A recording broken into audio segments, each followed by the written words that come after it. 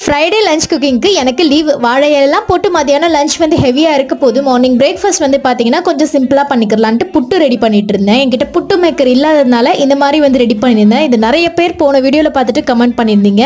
கொஞ்சம் அறிவாளித்தனமாக இட்லி தட்டில் மேலே வச்சுன்னா மூடவே முடியல. அதுக்கப்புறம் சின்ன இட்லி தட்டில் வச்சு மூடினா சூப்பராக இருந்தது.